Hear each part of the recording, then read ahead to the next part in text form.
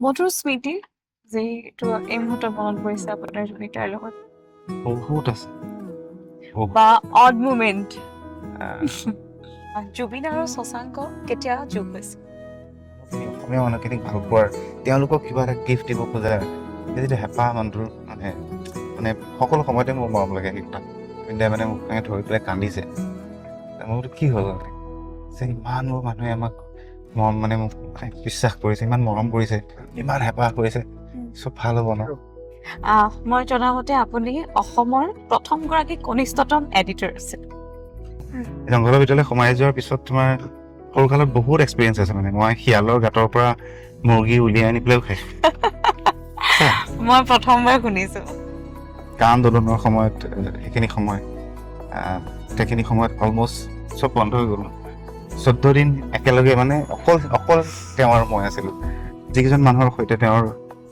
চাগে ভাল লগা হয় বা তেওঁ কিবাখিনি সময়ত বিলিভ কৰে সেইটো এটা বৰ আচৰিত ধৰণে তেওঁ মৰম কৰে আৰু বহুত বেছিকৈ কি কৰে মানে সেই সময়কণলৈ মানে নাযাবলৈ মন যোৱা হেৰি দিয়ে 5 বছৰ বয়সত মই দেউতাকে ৰৈছোঁ বহুত দিন গৈছে বহুত টাফ মানে পইচা নোহোৱাকৈ দিনটো বহুত গৈছে বহুত দিন নহয় বহুত বছৰ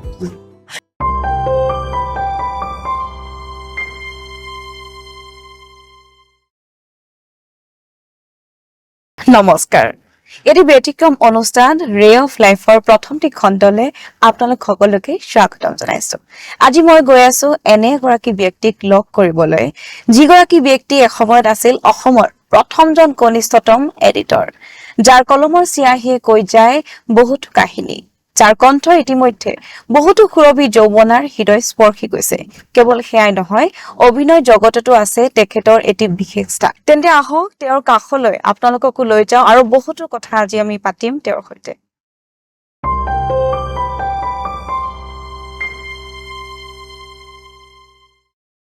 এগৰাকী গীতিকাৰ পৰিচালক অভিনেতা মুঠতে যিয়ে নকওক এক বহুমুখী প্ৰতিভাৰ নাম শশাংক চৌধুৰী ভাইমন্দাৰ অভূতপূৰ্ব সাফল্যৰ পাছতেই তেখেতক লগ পাইছো প্ৰথমে আপোনাক অভিনন্দন ৰে অফ লাইফৰ এটি খণ্ডলৈ আপোনাক স্বাগতম জনাইছো ধন্যবাদ আৰম্ভণি কেনেকে কৰিলে চিনেমাৰ চিনেমাৰ মানে ভাইমন্দাৰ কথা কৈছানে বেলেগ কথা ভাইমন্দাৰ ভাইমন্দাৰ আৰম্ভণি একজেক্টলি কৈছোঁ বহুতকে 2020 চনৰ লকডাউনৰ সময়ত হয় লকডাউনৰ সময়ত শ্যামন্ত গৌতম আমাৰ প্ৰযোজক তেখেতে মোক ফোন কৰিলে তেখেত বেংগলোৰত থাকে একদম লকডাউনৰ সময়ত খুব ফোন কৰাই হৈছিলে এটা মানে নিয়মিত হেৰি এটা হৈছিলে যে সন্ধিয়া সন্ধিয়া ফোন কৰোঁ চবেই ইজনে সিজনক ঠিক তেনেকুৱা ধৰণে এদিন ৰাতি মোক ফোন কৰিলে যে ডিপ্ৰেশ্যনৰ নেক্সট চিনেমাখনৰ টপিকটো পাই গ'লো মই সুধিলোঁ কি ভাইমন্দাৰ বায়'পিক হ'লে কেনেকুৱা মই অকণমান সময়ৰ কাৰণে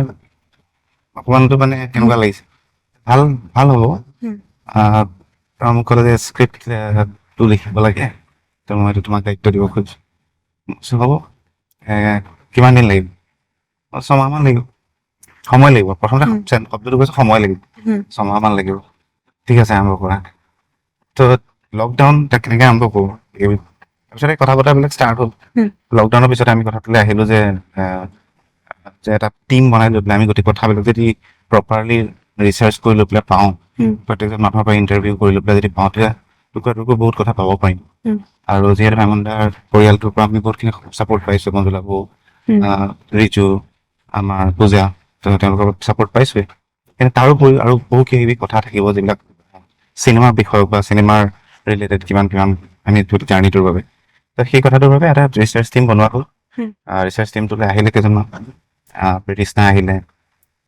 তাৰপিছত ৰক্তিম আহিলে তেনেকুৱা ধৰণে কেইবাজনো আহিলে তেওঁলোকে ৰিচাৰ্চ কৰিবলৈ ষ্টাৰ্ট কৰিলে দেন তাৰপিছত আমি স্ক্ৰিপ্টিঙৰ পৰ্যায়লৈ গ'লোঁ সেই গোটেই প্ৰচেছটোৰ পৰাই মানে ষ্টাৰ্ট আৰু স্ক্ৰিপ্টখন লিখোঁতে কিমান সময় লাগিছিলে স্ক্ৰিপ্টখন লিখোঁতে অলমষ্ট 2.5 বছৰ 3 বছৰমান লাগিছে মানে সেই যে 6 মাহ বুলি কৈছিলোঁ তাৰপিছত আমি গমেই নাপালোঁ আচলতে কেনেকৈ পাৰ হৈ গ'ল 6 মাহটো 3 বছৰ তেনেকৈ 3 বছৰ হৈ গ'ল মানে পাৰফেকশ্যন নোহোৱালৈকে আপুনি লিখি আছে আৰু সেইটো শ্যামন্তদাৰো আছিলে কোনোবাখিনি সময়ত আৰু ৰিজুৰো আছিলে আমি মানে চবেই টিম হৈ পেলাই আমি গোটেই কথাটো আমি কৰি আছিলোঁ যে এটা ড্ৰাফ্ট যেতিয়া হৈ যায় ফাৰ্ষ্ট স্ক্ৰিপ্টটো যেতিয়া হৈছিলে মোৰ সেইটো অকণমান বেছি দেৰি লাগিছিলে 6 মাহ বুলি কৈছিলোঁ যদি এপ্ৰিল মাহ আছিলে চাগে মোৰ যিমান দূৰ মনত আছে শ্যামন্তে এদিন মোক ফোন কৰিছে যে তুমি কেতিয়া শেষ কৰিবা আৰু মই বোলো ইমান তাৰিখে মই শেষ কৰিম অ'কে এনেকৈ কৈছে আৰু মই একেলেঠাৰে শেষৰ ফালে সেই স্ক্ৰিপ্টটোৰ বাবে মই লাষ্টত লিখি লিখি গৈ আছোতো কিছুমান বস্তু ইণ্টাৰেষ্টিং নাপালে মানে মই কাৰোবাৰ ওচৰত গুচি যাম ত' মই আকৌ এবাৰ বাণী দাস পৰিচালক বাণী দাৰ ওচৰত এদিন গ'লো বাণী দাৰ লগত বহুতেই কথা পাতিলোঁ 4 ঘণ্টামান কথা পাতিছোঁ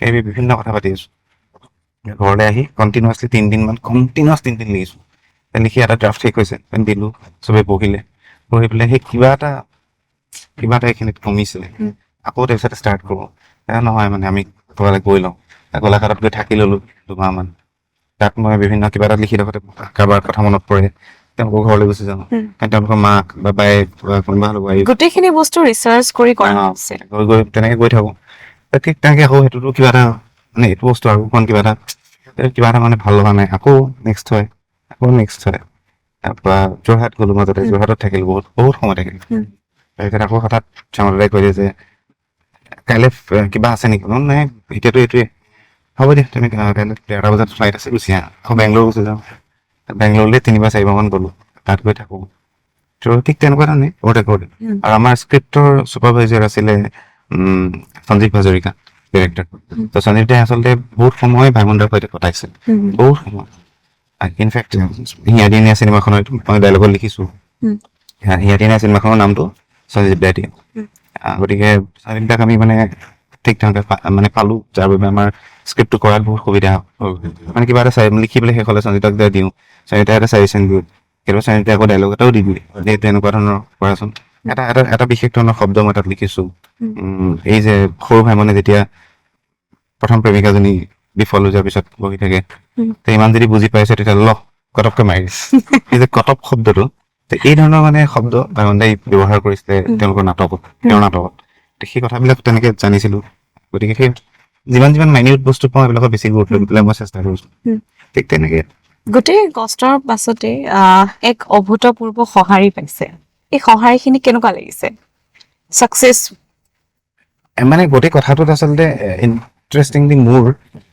যদিও ভাইমন্দাৰ বায়'পিক বুলি আমি ভাবি পেলাই আৰম্ভ কৰিছিলোঁ ঠিক একে সময়তে আচলতে এইটো হৈ যায় মানে নিজে হৈ যায় কিছুমান বস্তু মোৰো চাগে বহুত দিনৰ পৰা পঢ়ি ৰখা কিছুমান কথা আছে যে মই কোনোবাখিনি সময়ত অসমীয়া চিনেমা ইণ্ডাষ্ট্ৰী বা যিয়ে নোকোৱা তুমি এই গোটেই যিমানবিলাক আমাৰ শিল্পী আছে যিমানবিলাক কলাকুশলী আছে সকলোকে আচৰিত ধৰণে মই টেলেণ্টেড বুলি মই দেখিছোঁ মানে বিশ্বাসটো কৰোঁৱেই দেখি পেলাইতো মোৰ বেছি বিশ্বাসী গতিকে এই সকলো মানুহে আজি ইমান বছৰ ধৰি পেলাই কাম কৰি আছে আৰু ছাবকনচিয়াছলি মই ভাবি থাকোঁ যে গোটেই কথাটো কেনেকৈ ডাঙৰ হ'ব এইটো কেনেকৈ ডাঙৰ হ'ব আমি ডাঙৰ হোৱাৰ সূত্ৰটো কি কোনো নাজানো ন কথাটো মই এটাই ভাবোঁ যে আমি নিজকে নিজে যেতিয়ালৈকে চেলিব্ৰেট কৰিবলৈ ষ্টাৰ্ট নকৰিম ন তেতিয়ালৈকে মানে গোটেই কথাটো ডাঙৰ হ'ব গতিকে এইটোৱে এটা মই যিটো সুযোগ বা সুবিধাই কোৱা যাৰ জৰিয়তে গোটেই 90 বছৰীয়া গোটেই সময়খিনি যদি চেলিব্ৰেট কৰিব পাৰোঁ মই আজি যদি প্ৰত্যেকজন মানে যিসকলে কাম কৰি থৈ গৈছে আজি মৃদুলা বাইদেউৰ কথাই কৈছোঁ মৃদুলা বাইদেউ জীৱনৰ ইমান বছৰ 40-50 বছৰ অসমীয়া চিনেমাক দিছে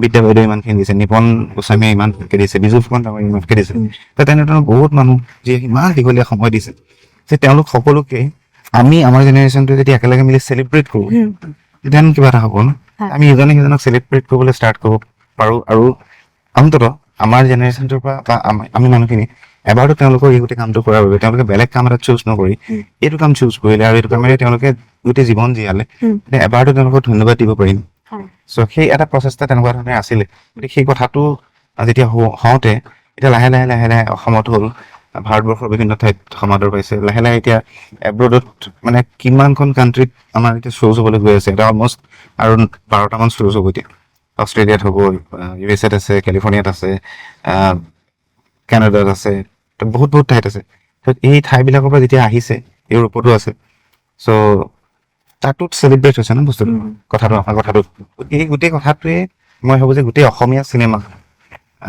মানে গোটেই মৰমটো গোটেই সঁহাৰিটো গোটেই তুমি যদি কোৱা সমাদৰটো বা ছাকচেছ বুলি যদি কোৱা মই সামগ্ৰিকভাৱে গোটেই অসমীয়া চিনেমাৰ বুলি লৈছোঁ সকলোৰে হৈছে আমাৰ সকলো অসমীয়া চিনেমাই হৈছে মই শুনামতে অসমৰ কোনো ঠাইত আছিলে মই পাহৰিলোঁ য'ত হলটোত ইমান চিনেমা নচলে ভাইমন্দা চলিছে হাউচফুল হৈ আছে আৰু এতিয়া চাবলৈ গ'লে আজি ভাইমন্দাৰ ৰিলিজ হোৱা কিমান দিন হ'ল 8 উইক হ'ল 8 উইকতো হাউচফুল হৈ আছে কি ক'ব তাৰ বিষয়ে সেয়া একজেক্টলি আমাৰ নাটক কৰা বা চিনেমা কৰা এই গোটেই মানুহ বা গানৰো মানুহখিনি আমাৰ দৰ্শক শ্ৰোতাই আমাৰ বাবে সকলো। আৰু তেওঁলোক সকলোৱে যেতিয়া আমোদ পায় বা আশীৰ্বাদ দিয়ে, যেতিয়া এনেকৈ সকলোৱে মিলি হললৈ আহে, তেতিয়া আমি ভাবো যে এই গোটেই কথাটো আমাৰ প্ৰতি এটা আশীৰ্বাদ হৈছে। গতিকে সেই আশীৰ্বাদ পাইছো, আৰু সেয়া ভাবো গোটেই অসমীয়া জাতিটোৰ বাবে। মানে মই কোনোবাখিনি সময়ত এইটোও বিশ্বাস কৰো যে অসমীয়া জাতি গঠন প্ৰক্ৰিয়াটোত অসমীয়া চিনেমাৰতো অৱদান আছে। গতিকে সকলোৰে সামূহিক মানে এটা একেলগে আগবাঢ়ি যোৱাৰ এটা বিশেষ কথা, আৰু সেইটোৱে নিশ্চিতভাৱে কোনোবাখিনি সময়ত ভাল লগাইছে, কাৰণ আমাৰ গোটেই টিমটোৱে সকলোৱে মিলি পেলাই আশীৰ্বাদ পাইছে। আৰু তুমিও তাৰ বাবে এটা পাৰ্ট, তুমি ইমান ধুনীয়াকৈ অকণমান অলপ সঁহাৰি জনাইছা। গতিকে ইটছ এভৰিথিং, সকলোৱে মিলি পেলাই পোৱা এটা আশীৰ্বাদ, আৰু তাৰ বাবে প্ৰত্যেকগৰাকী অসমবাসীক বা অসমীয়া মই টিম ভাই ভণ্টিৰ ফালৰ পৰা বহুত বেছিকৈ ধন্যবাদ জ্ঞাপন কৰিছোঁ। আমি চিৰঋণী, চিৰকৃতজ্ঞ হৈ যাম আপোনালোকৰ ওচৰত। হয়, মই জনামতে আপুনি অসমৰ প্ৰথমগৰাকী কনিষ্ঠতম এডিটৰ আছিল। সেই যাত্ৰা কেনেদৰে আৰম্ভ কৰিছিল? এডিটৰ ইন চেন্স মই নিউজ পেপাৰত আছিলোঁ, নিউজ পেপাৰতহে আছিলোঁ বুলি ভাবোঁ। মানে কোনোবাই কৈছিলোঁ সেইটো সময়ত যে মই আচলতে গুৱাহাটীলৈ যেতিয়া গুচি আহিলোঁ, মই লখিমপুৰত মোৰ ঘৰ, গুৱাহাটীলৈ যেতিয়া গুচি আহিলোঁ, তেতিয়া কিবা এটা কৰি খাব লাগিব ন, কি কৰিম এতিয়া, কাকো চিনি নাপাওঁ। কিন্তু বাটটো আছিলে যে মই নাটক কৰিম বা নাটকৰ পৃথিৱীখনতে কিবা এটা কৰিব খুজিছোঁ, কাকো চিনি নাপাওঁ। মোক ঘৰৰ পৰা পইচা দিব নোৱাৰে, এতিয়া মই কেনেকৈ কি কৰিম? গতিকে নিউজ পেপাৰত মোৰ এজন দাদা, তেওঁ সাংবাদিক, জ্যেষ্ঠ সাংবাদিক, পৰম প্ৰকাশ গগৈ, পৰমদাই মোক এখন নিউজ পেপাৰত সোমোৱাই দিলে। তাত মই এজ এ কাৰ্টুনিষ্ট আৰম্ভ কৰিলোঁ, কাৰ্টুন আঁকিবলৈ আৰম্ভ কৰিলোঁ। জনমত বুলি এখন সাপ্তাহিক পেপাৰ আছে, তেওঁলোকে কেইদিনমান পিছত খুব জনপ্ৰিয়তা পালে, লগে লগে এখন ডেইলি পেপাৰ কৰিলে, নতুন দিন বুলি। সেইখনতো মই সোধোঁ, আৰু সেইখনত যেতিয়া দেওবৰীয়া ওলাই ন, দেওবাৰ পেপাৰখনত এখন ছাপ্লিমেণ্টাৰী দিয়ে, এখন সৰু মেগাজিন এখন, দেওবৰীয়া বিশেষ। আমাৰখনৰ নাম আছিলে সম্ভাৰ নহয়, আমাৰখনৰ নাম আছিলে আধাৰ, সম্ভাৰ আছিলে প্ৰতিদিন। চ' তাত মই সম্পাদক হ'ল সেই আধাৰখনত। চ' সেইখন হোৱাৰ পিছত তাৰপিছত মই আজিলৈ আহিলোঁ, আজি বুলি এখন পেপাৰ আছিলে। চ' আজিৰো দেওবৰীয়া যিখন আছিলে, দেওবৰীয়াখনৰ মই সম্পাদক আছিলোঁ। অলমষ্ট মই 14টামান সংখ্যা চাগে মই সম্পাদনা কৰিছোঁ। চ' সেইধৰণে আহিলে আচলতে গোটেই কথাটো। আৰু তাৰ আগে আগে যে ছবি আঁকিছিলোঁ, যে কাৰ্টুন আঁকিছিলোঁ, আৰু এটা বস্তু আছিলে যে মই পেপাৰত এই যিবিলাক তোমাৰ এখন চাবাচোন ৰঙালী বিহুৰ সময়ত বসন্ত সম্ভাৰ ওলাই, মানে তোমাৰ খবৰো ওলাই, প্ৰতিদিনৰ ওলাই, আৰু এখন দুৰ্গা পূজাৰ সময়ত শাৰদীয় এখন মেগাজিন ওলাই ডাঙৰকে। চ' এই মেগাজিন কেইখনত ছবি অঁকাটো বেলেগ ধৰণৰ হেঁপাহ আছিলে মোৰ। মানে হেঁপাহটো এইটো কাৰণে, মানে তাত বহুত গল্প চল্প থাকে, ছবিবোৰ থাকে। চ' এইটো কোনোবাখিনি সময়ত তাতে যেতিয়া থাকে ন, অলংকৰণ বুলি থাকে ন, ইমান ডাঙৰ ডাঙৰ আৰ্টিষ্টবিলাকৰ নাম থাকে চবকে মানে, সেইটো কোনোবাখিনি সময়ত এটা স্বীকৃতি। চ' সেই তাত কেতিয়া পাম তাত মতা হ'ল লাহে লাহে, সাদিনৰ মাতে, প্ৰতিদিনৰ ছবি আঁকিবলৈ মাতে, তাৰপিছত খবৰো মাতে। চ' সেইবিলাকে তাৰমানে লাহে লাহে প্ৰিণ্ট মিডিয়াৰ প্ৰতি বা সেইটোত আকৰ্ষণ মানে কৰাইছিলে মোক। আৰু সেই আচলতে কাম কৰি থাকিলোঁ, আৰু তেনেকুৱা ধৰণে সুবিধাটো পাইছিলোঁ যে দেওবৰীয়া বিশেষৰ মানে সম্পাদনা কৰিবলৈ। আধাৰ বহুকেইখন কৰিলোঁ, আৰু দেওবৰীয়া কৰিলোঁ। কাম কৰি আপুনি যথেষ্ট ভাল পাইছিলে, সেইকাৰণে কামেই বিচাৰি ফুৰিছে। সেইটোতো মানে মোৰ এটা বস্তু হৈছে যে তুমি যদি সুযোগটো পাইছো, তেতিয়াহ'লে সেইটো বস্তু খুব ধুনীয়াকে তুমি শিকি থোৱাত কি আপত্তি আছে? সেইটোৰ মোৰ আগ্ৰহ সদায় থাকে। মানে তুমি এতিয়া ধৰি লোৱা কিবা কাৰণত মই এনেকুৱা ধৰণৰ ঠাই টুকুৰাত মানে ফচি গলো বুলি কৈছো দেই, মই কোনো পধ্যে মই আহিব নোৱাৰো, কিন্তু তাতে ওচৰতে গেৰেজ এটা আছে। চ' মই যদি গম পাওঁ যে মই অনিৰ্দিষ্ট কাললৈকে ইয়াত আছো, ত' মই বেছি কিবা ভাবি থকাতকে মই মেকানিজিমটো কেলে নিশিকিম? তাতে আইদাৰ যিয়ে হওক মই শিকি লৈ পেলাই কিবা এটা কাম আহিব ন, ক'বা কাম আহিব। আপুনি মানে সময় সৎ ব্যৱহাৰ কৰিবলৈ জানে? সেইটো মই নাজানো, মই কোনোবাখিনি মই নিজকে বহুত এলেহুৱা বুলিও ভাবো। এলেহুৱা ইন চেন্স মই নাজানো, এইকেইদিনটো মানে যিয়ে মাজত সময় পাইছো খুব শুইছো, তাৰমানে খুব শুইছো, কোনো কথা নাই। শুই ভাল পায় নেকি? কেতিয়াবা যে একো কাম নাথাকিলে কেতিয়াবা শুই ভাল লাগে। গতিকে সেইটো মানে যিমান সময় হওক আৰু ৰাতি শুইছো, ধৰি লওক পিছদিনাখন সন্ধিয়ালৈকে মই দিনটো ৰ'দ নেদেখাকেও শুই পাইছো। সেইটো সময়ৰ ওপৰত ডিপেণ্ড কৰে। এইটো পৰে কেতিয়াবা তেনেকে থাকিও ভাল লাগে মানে। আপুনি শৈশৱ ক'ত কটালে? লখিমপুৰ। সেই শৈশৱে আপোনাক আজিৰ পৰ্যায়ত কিবা সহায় কৰিছে? বহুত সেইটো মই ভাবো যে প্ৰত্যেককে আচলতে কৰে। মই যিটো শৈশৱ পালো, সি ডেফিনেটলি মোৰ বহুত লিখাৰ ক্ষেত্ৰতো বহুত বেছিকৈ দিছে বুলি মই ভাবো। আৰু বিভিন্ন সময়ত বিভিন্ন কথাবিলাক শিকিবলৈ লওঁতে সি বহুত বেছিকৈ সহায় কৰিছে মানে একেবাৰে সৰুতে আচলতে মই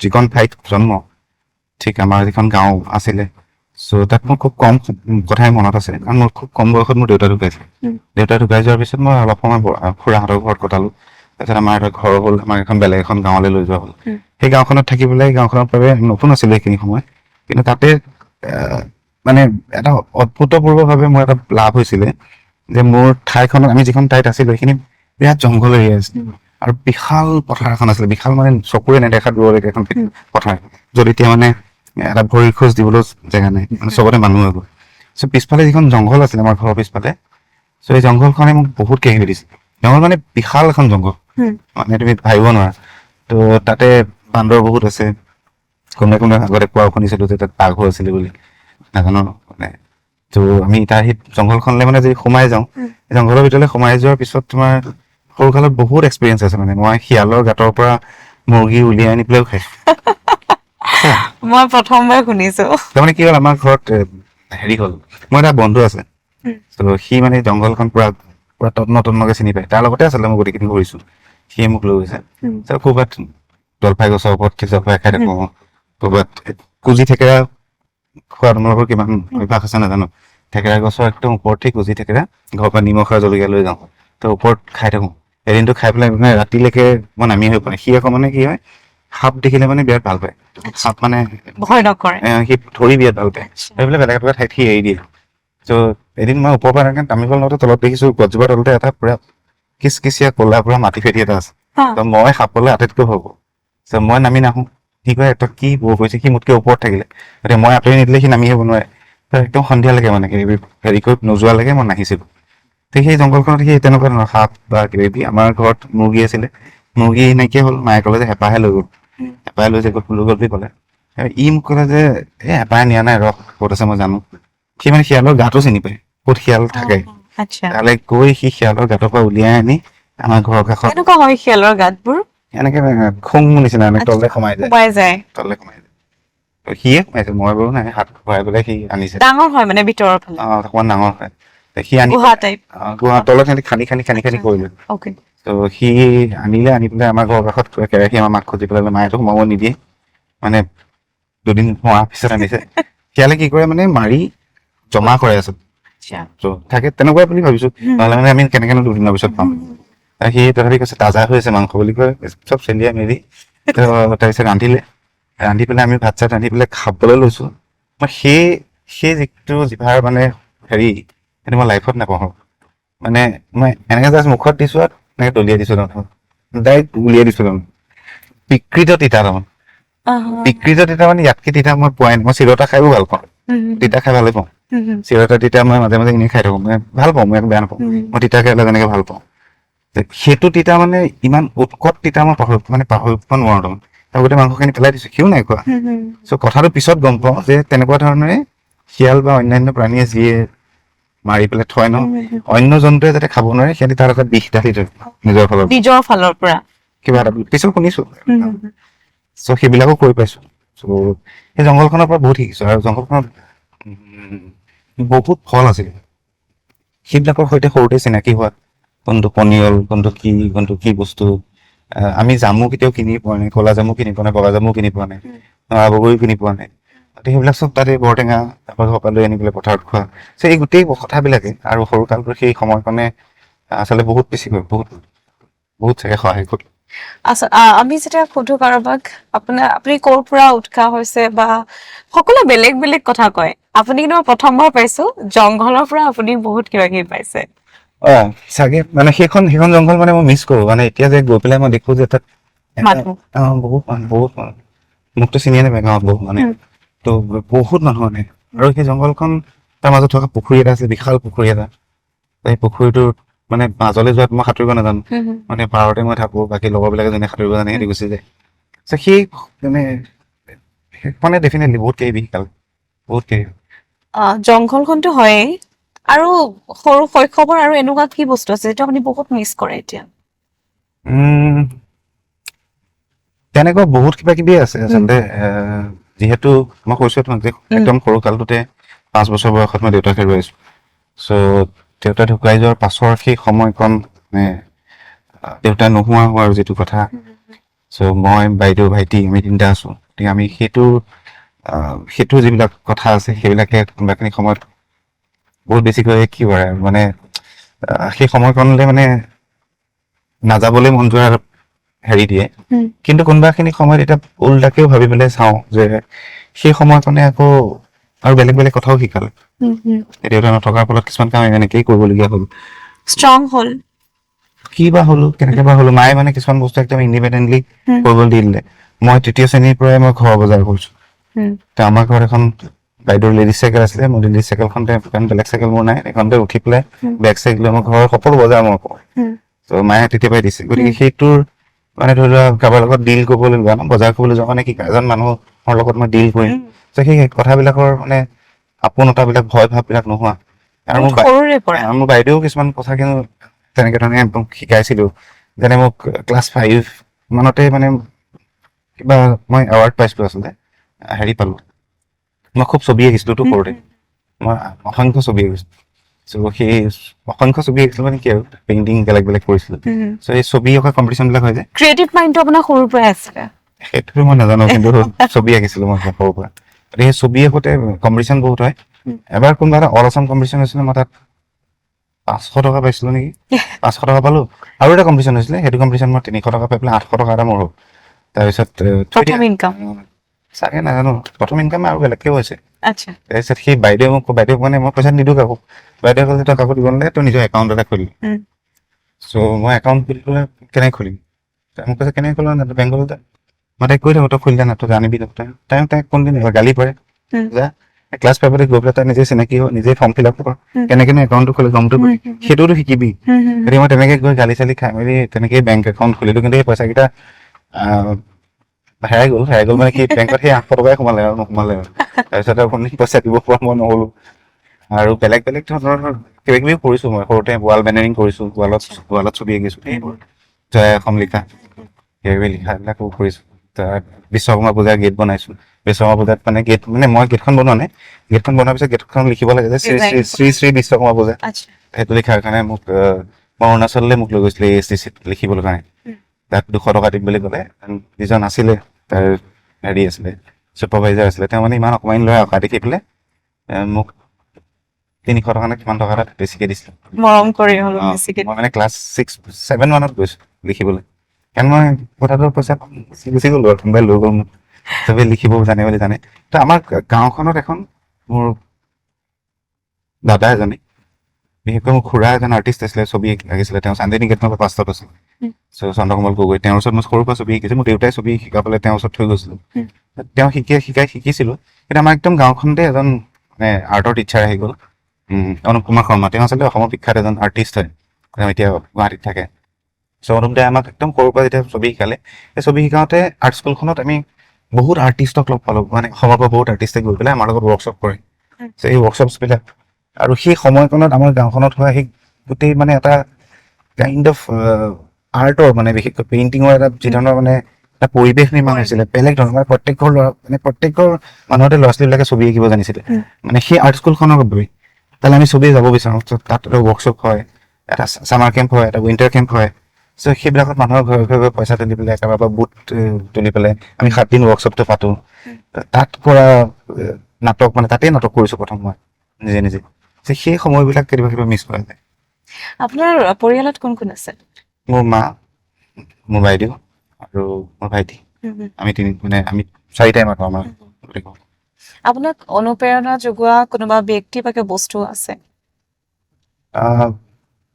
একজেক্টলি সেইখিনি সময়ততো মানে সেইখিনি সময়তে নহয়, বৰ্তমানেও সেইটো আচলতে বিভিন্ন সময়তে অনুপ্ৰেৰণাটো মই বেলেগ বেলেগ ধৰণে গৈ থাকোঁ। আৰু বিশেষভাৱে আইডিয়েল হিচাপে যদি তুমি ভাবি পেলাই কোৱা যে সেইটোত মই কোনোবাখিনি সময়ত কেতিয়াবা মোৰ নাজানো মিছ কৰোঁ কাৰণেও হ'ব পাৰে, মই দেউতাক ফিল কৰোঁ, মানে যে তেওঁ কি ধৰণে গোটেই সমাজখন ভাবিছিলে বা মানুহক ভাবিছিলে।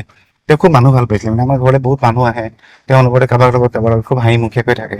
চ' মানুহ বহুত থাকিব লাগে কাৰণ তেওঁৰ মতে, তেওঁৰ আশে পাশে তেওঁ বহুত মানুহক আমাৰ ঘৰত ভাত খুৱায়। চ' এই মানুহৰ প্ৰতি যিটো ভাল পোৱা, সেইটোৰ এটা কাইণ্ড অফ মোৰ আইডলনেছ এটা তেওঁৰ প্ৰতি আছে। আৰু পাছলৈ মোৰ বাইদেউ বিয়া কৰাৰ পাছত যেতিয়া মই বাইদেউৰ শহুৰেক আছিলে মানে বৰ্তাক লগ পালোঁ, অৱনী বৰঠাকুৰ। তেওঁ মোৰ বাবে জীৱনৰ অন্যতম এজন বিশেষ ব্যক্তি, কাইণ্ড অফ মোৰ আইডল। আৰু তাৰপিছত মই ভিনদেউকো পালোঁ, ভিনদেউ শান্তনু বৰঠাকুৰ, তেখেতো মানে কোনোবাখিনি সময়ত হয়। আৰু বাকী সেই গোটেই পৰিয়ালটোত মানে বৰমাও আছে, মোৰ কুবাও আছে, পিংকি বাও আছে, এই গোটেই মানুহখিনি যিখিনি মানুহ, এই গোটেইখিনি মানুহে মোৰ বাবে জীৱনৰ অন্যতম বাবে প্ৰেৰণাদায়ক মানুহ তাৰমানে প্ৰত্যেক সময়ত। হয়। জুবিন আৰু শশাংক কেতিয়া যোগ হৈছে? জুবিন দাকতো লগ পাইছোঁ মই বহুত আগত, মানে বহুত আগত জুবিন দা আছিলে। এবাৰ কেনেকৈ লগ পাইছোঁ, জুবিন দা গৈছিলে আমাৰ নিউজ পেপাৰখনলৈ গৈছিলে কিবা এটা বিশেষ কথা কাৰণে, মই পাহৰিছোঁ কি কাৰণে। তাতে মই প্ৰথম দেখিলোঁ, লগ পালোঁ কিবা এটা। তাৰপিছত গ'ল কথা গ'ল, মোক আকৌ জুবিন দাই কিবা কাৰণত মানুহবোৰক মনত ৰাখে ন ধুনীয়াকৈ। তো এদিন মোক হঠাৎ ইয়াতে আমাৰ কমাৰ্চ কলেজৰ সন্মুখত মোক লগ দেখি পেলাই মাতিছে ন, এই ক'লৈ যাওঁ ইয়াতে মাতি পেলাই। তাৰপিছত আমাৰ J14 সন্মুখত কিবা এটা খাই আছিলে, খা না এনেকৈ খালোঁ। তাৰপিছত কি কৰি আছোঁ বুলি কওঁতে, তাৰপিছত তেওঁক মই মোৰ ফাইলটোত মানে সাধাৰণতে পেইণ্টিং থাকে, স্কেটছবিলাক থাকে। তো মই বুলি এনেকৈ ছবি জমা দিবলৈ যাওঁ প্ৰতিদিনত, চাওঁ তাৰপিছত তেওঁ চাই পেলাই মানে ছবিবিলাক দেখি চালে মোক, চাই পেলাই কৈছে তই ভালে আকৌ মানে। আৰু ক'লে যে এখন কি বুজাইছে, কিবা এটা সুধিছিলে, এখনত দেখোন গোটেই মোৰ কেৰেক্টাৰটোৱে সোমাই আছে, এনেকৈ এটা কৈছিলে। তেওঁ মানে লগতে লৈ গ'ল, তাৰপিছত লৈ গৈ পেলাই ষ্টুডিঅ'লৈ লৈ গ'ল, গান গাবলৈ আছিলে। তেওঁ ষ্টুডিঅ'ত বহুত সময় থাকিলোঁ, 2003-04 মানৰ কথা। তাৰপিছত তেওঁ মোক সেইটোৰ পাছত আকৌ ৰাতি গাড়ী উঠাই পেলাই মোক লৈ গ'ল, গৈ পেলাই এই তেতিয়া 6 মাইলৰ গোটেই ৰাস্তাটো বনি আছে, মানে বনাই আছে। এই ৰাস্তাটো গোটেই ৰাতিটো মানে আমি গাড়ী চলালোঁ, তেওঁ গাড়ী নি পেলাই তাৰপিছত মোক থৈ আহিলেগৈ। ঠিক তেনেকুৱা ধৰণে লগ পালোঁ। তাৰপিছত গ'ল, তাৰপিছত নাই। তাৰপিছত তেওঁ বম্বে যাত্ৰা, বম্বেত বহুত সময় ঘৰত থাকিব ল'লে। যদি ফোন নম্বৰ আছে তথাপিও হেৰি কৰা নাই, ফোন কৰিব পৰা নাই। কেৱল দীনবন্ধুৰ এক্টিং চাই পেলাই মই তেওঁক ফোন কৰিছোঁ, মোৰ খুব ভাল লাগিলে আপোনাৰ অভিনয় চাই। তো সেইবাৰ পাইছোঁ। তাৰপিছত লাহে লাহে মই যেতিয়া FM-লৈ আহিলোঁ, FM-ত লগ পাওঁ, তাতে আমাৰ জাপৰিগড়ৰ যিটো ৰুম আছিলে, জাপৰিগড়ত আমি ভাড়া লৈ আছিলোঁ। তাত মই, অৰূপ, অনুৰাগ শইকীয়া, নিলোৎপল, আমাৰ বিদুপন, আমি গোটেই সোপা একেলগে, শান্তনু, একেলগে থাকোঁ। জুবিন দা তালৈ আমাৰ তালৈ খুব যায়, এনেই হঠাৎ সোমাই দিয়ে, কেতিয়াবা থাকিও দিয়ে। চ' সেই তেনেকুৱা ধৰণে লগ পাই থাকোঁ, মাজে লগ পাই থাকোঁ। মইতো তেতিয়া ৱৰ্কশ্বপত কাম কৰি থাকোঁ ৰেডিঅ'ত। আৰু জুবিন দাৰ তাৰপিছত লাহে লাহে মোৰ গানবোৰ ওলোৱা হ'ল, কাৰোবাৰ বেলেগ বেলেগ গানবোৰ লিখি থাকোঁ। তাত জুবিন দাই মোক প্ৰায় কথা তই ভাল লিখ কিন্তু দেই, দিব লাগিব লিখিবলৈ, ভাল লিখ, লিখাটোও ভালতো, তেনেকৈ কৈ থাকে। তাৰপিছত আহি ৰ'দৰ চিঠিৰ সময়ত প্ৰথম গান মোক লিখিব দিলে। সেইটো লিখি পেলাই যেতিয়া দিলোঁ, তাৰপিছত গান লিখাৰ কথাবিলাক বেছি হ'ল। তাৰ আগতে জুবিন দাই এটা মোৰ গান বিশেষকৈ অনুৰাগ শইকীয়া মিউজিক কৰিছিলে, সিদ্ধাৰ্থে গাইছিলে, পৰাণ বিদাৰী বুলি। সেইটো খুব ভাল পাইছিলে তেওঁ। সেইটো ভাল পাই পেলাই মানে মোক প্ৰায় ফোন কৰি থাকে। তেওঁ বিভিন্ন ঠাইৰ পৰা ফোন কৰিছে, মোক আমেৰিকাৰ পৰা ফোন কৰিছে, এবাৰ আমুকৰ লণ্ডনৰ পৰা এবাৰ ফোন কৰিছে। তই কি লিখিলি গান? মোক মানে কৈ থাকে, তই মানে মেক্সিমাম টাইমতে মানে তেওঁ গাড়ী চলাই মোক কয়, তই লিৰিচিষ্ট, মই মিউজিক ডিৰেক্টৰ, তই আগত বহ, মই আগত বহিব লাগিব, আমি এটা একেলগে থাকিব লাগিব। তেনেকে আমাৰ জাৰ্ণি ষ্টাৰ্ট হ'ল। আৰু তাৰপিছত বহুত গান একেলগে কৰিলোঁ, বহুত চিনেমাৰ কাৰণেও গান কৰিলোঁ, মিছন চাইনাৰ গান হ'ল, তাৰপিছত কাঞ্চনজংঘাত মই এক্টিঙো কৰিলোঁ। সেইধৰণে আগবাঢ়ি গৈ থাকিলে আৰু কামবিলাক। মধুৰ স্মৃতি যিটো এই মুহূৰ্তত মনত পৰিছে আপোনাৰ জুবিন দাৰ লগত, বহুত আছে, বা অড মুমেণ্ট?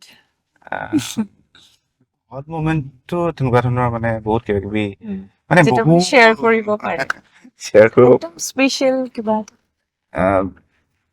জুবিন দাৰ কি হয় মানে যিকেইজন মানুহৰ সৈতে তেওঁৰ চাগে ভাল লগা হয়, বা তেওঁ কিবাখিনি সময়ত বিলিভ কৰে, সেইটো এটা বৰ আচৰিত ধৰণে তেওঁ মৰম কৰে।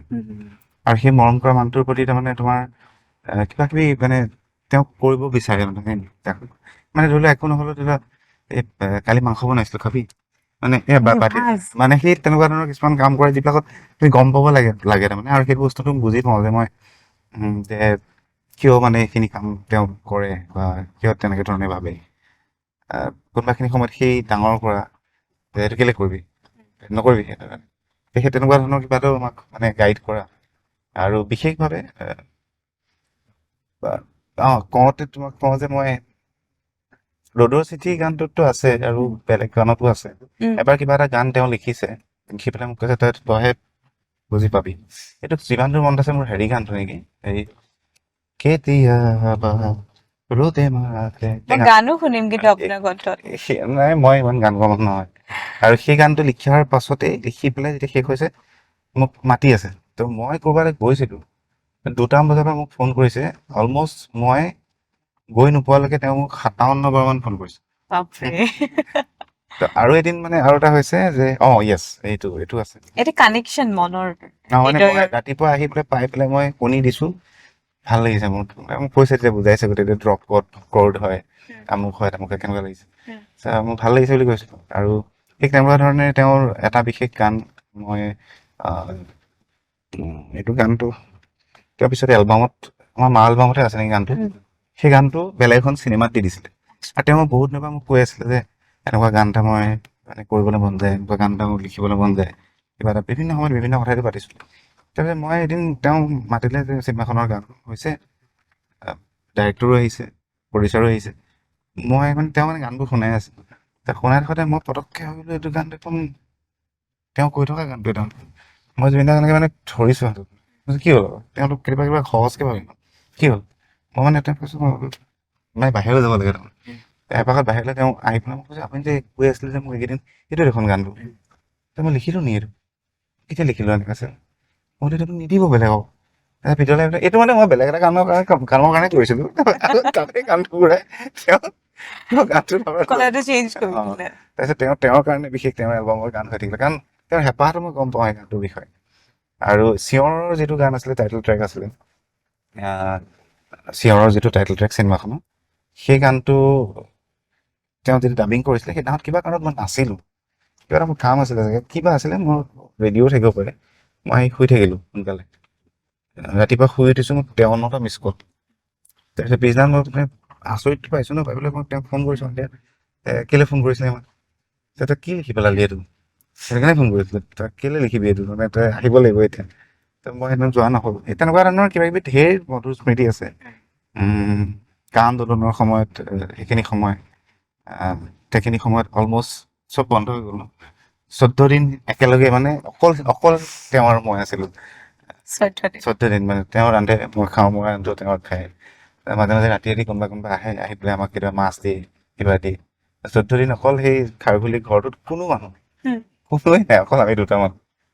14 দিন আমি একেলগে সেই সময়খিনিত পাৰ কৰা, সেই সময়খিনিত কিবা আছো বহুত কিবি বাহিৰতে মাছ পুৰি খোৱা, বা আজি আমুক কৰি খাম, কিবা কি নিজে ইণ্টাৰেষ্টিং কিবা এটা বনাই থাকিব লাগে। যি পাওঁ মানে বস্তুবিলাকো কমি আহিছে, যি পাইছিলোঁ তেনেকে ধৰণে আজি অকল বইল কিবা খাম।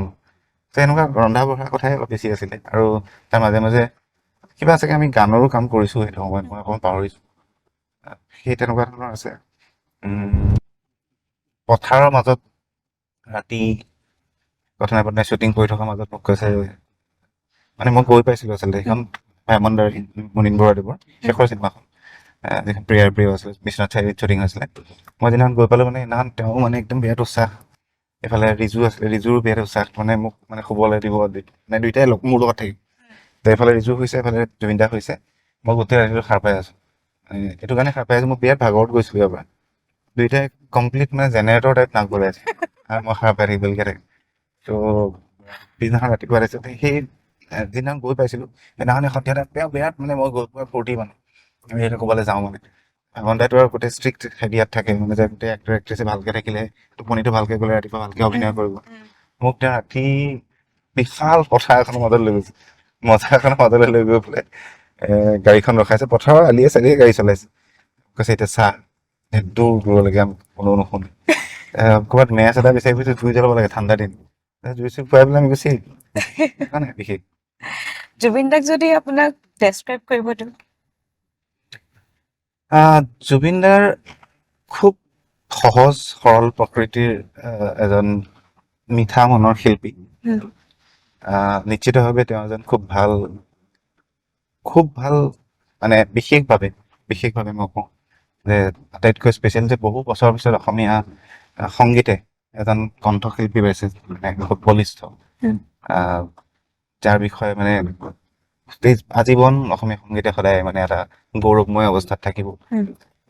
তাৰোপৰি তেওঁ কোনোবাখিনি সময়ত কৰা কিছুমান গানৰে এজ এ খুব ভাল লিৰিচিষ্ট সেই ধৰণৰ আৰু চিনেমাৰ ক্ষেত্ৰতো তেনেকুৱা ধৰণৰ যিটো বলিয়ামি আছে তেওঁ কোনোবাখিনি খুব মাইনিউট কিছুমান কাম এজ এন এক্টৰ খুব ধুনীয়া কৰে তো সেইবিলাকতো আছে সৃষ্টিশীল কথাবিলাকতো আছেই তেওঁ এজন পৰিপূৰ্ণৰূপেৰে শিল্পী আৰু মই ক'লোঁ যে সেই বহু সময়তে খুব শিশুসুলভ আৰু খুব মাইনিউটলি আচলতে চাব জানিলে মানে গম পোৱা যায় যে তেওঁ আচৰিতভাৱে কিবা এটা ক্ৰিয়েটিভ কাম কৰাৰ বাবে কেনেকৈ নিমগ্ন হ'ব পাৰি তাৰমানে কোনো তাৰ বয়স কোনো তাৰ সময় কোনো তাৰ একো কথাই নাইকিয়া তাৰমানে ৰাতি 3টা বাজিছে যদি মোকো তেনেকৈ ফোন কৰি উঠাই পাইছে তাৰমানে মই কওঁ, কি কৰি আছো শুই আছো শুবলৈ আহিছো ইয়াত গান লিখিব লাগিব আউট এনেকৈ কওঁ মই বোলো মই এতিয়াই ৰাতিখন উঠ গান ৰাতি 3 কথা আছে নেকি গান গাব লাগে ৰাতি 3টা বজাত মই উঠি যাওঁ তো 3টা বজাত উঠি যোৱাৰ মই কথাটো হৈছে মানে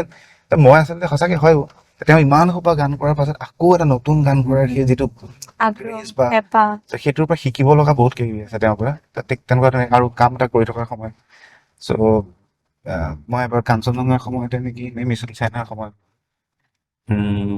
আমি গোটেই প্ৰমোশ্যনবিলাক ইমান ডাঙৰকৈ কৰিছোঁ কৰি পেলাই আহি তেজপুৰৰ চাগে তেজপুৰৰ আইভিটোত জুবিনদাই মানে মোক ধৰি পেলাই কান্দিছে মই বোলো কি হ'ল যে ইমানবোৰ মানুহে আমাক মৰম মানে মোক মানে বিশ্বাস কৰিছে ইমান মৰম কৰিছে ইমান হেঁপাহ কৰিছে চব ভাল হ'ব ন মানে সেই যিটো মানুহৰ প্ৰতি মানুহক গোটেই অসমৰ মানুহখিনিক অসমীয়া মানুহখিনিক ভাল পোৱাৰ তেওঁলোকক কিবা এটা গিফ্ট দিব খোজাৰ সেই যিটো হেঁপাহ মানুহটোৰ মানে মানে সকলো সময়তে মোৰ মৰম লাগে সেই কথাবোৰ আৰু সেইবোৰৰ পৰা আচলতে বহুত কিবি শিকিছোঁ তেওঁ হয়তো সেইবাবে জুবিন আৰু শশাংকৰ জড়িত অডিয়েন্সে ভাল পায় কাৰণ ইমানবোৰ স্মৃতি আছে আছে বহুত আছে সেই বহুত বাৰু এতিয়া মনত পৰা নাই মানে ক'ৰবাত মনত পেলাই লিখিব লাগিবতো লিখি থৈ যাম বাৰু আৰু এই ক্ষেত্ৰখনত কঠিন সময় আহে আপোনাৰো নিশ্চয় আহিছে কঠিন সময় কেনেদৰে অতিবাহিত কৰিছে এই কঠিন সময় সেই পাৰ কেনেকৈ কৰিলে এতিয়া এই মুহূৰ্তততো কথাবিলাক এনেকুৱা ধৰণৰ হয় ন যেতিয়া মানে সোধা যায় বা এই মুহূৰ্তত তুমি সোধোতে কি হৈছে সেই দিনবিলাক এতিয়া মানে কি হয় সেইটো সময়ত মোৰ কাৰণে বিৰাট কষ্টদায়ক হৈছিলে বিৰাট টাফ আছিলে এতিয়াতো মনত পেলাই দেখোন ভালেই লাগে সেইবোৰ দিন থকাৰ কাৰণেতো আজি চাগে এই কথাখিনি কোনোবাখিনি সময়ত এই প্ৰশ্নটো সোধাৰ সময়খিনিত কিবা এটা মিঠা লাগিছে তো সেইখিনিতো এতিয়া সেইখিনি তাৰমানে কষ্ট হৈ থকা নাই এতিয়া সেইখিনি মিঠা স্মৃতি হৈ গৈছে দুখ থাকিলে সুখৰ অনুভৱ কৰিব সেইটোতো পাৰি থাকেই আৰু সেইটো থাকিবই তেনেকুৱা ধৰণৰ বহুত আছে বহুত সময় পাৰ কৰিছোঁ মই কালি কৈছোঁ যে মই ফুটপাথতো শুই পাইছোঁ চ' বহুত সময় তেনেকুৱা ধৰণৰ আছে বহুত এনেকুৱা হয় সন্ধিয়া সময়ত আহি পেলাই এটা ঠাই পাওঁহি লগৰবিলাক য'ত আড্ডা মাৰে সাধাৰণতে চাহ একাপ খোৱা যায় সন্ধিয়া সময়ত কেতিয়াবা তুমি খোৱালা কেতিয়াবা মই খোৱালোঁ চাহ খোৱা নালাগে বুলি ক'লোঁ মই তেতিয়া কওঁ চাহ নালাগে ন কিবা লাডু জাতীয় বস্তু এটা খাই থাকে আমি গোটেই দিনটো খোৱা নাই ন গতিকে চাহটো পনীয়া বস্তুহে নহয় গোটা বস্তু এটা খালে মানে পেটটো ভৰিব তেনেকুৱা ধৰণৰ সময়ো আছে কিন্তু সেইবিলাক গোটেইবিলাক কোনোবাখিনি সময়ত ভাল লগা এতিয়া এই মুহূৰ্ততটো মানে স্মৃতিময় ধুনীয়া সময় আছিলে যিটো নোপোৱা হ'লে চাগে নুবুজিলোহেঁতেন আৰু বহুত দিন গৈছে বহুত টাফ মানে এক পইচা নোহোৱাকৈ দিনটো বহুত দিন গৈছে বহুত দিন নহয় বহুত বছৰ গৈছে যিহেতু চাহৰ কথা ওলাল আহক একাপ চাহ খাওঁ ক'ত খাবা আগত ধুনীয়া ঠাই এডোখৰ আছে আচ্ছা ব'লক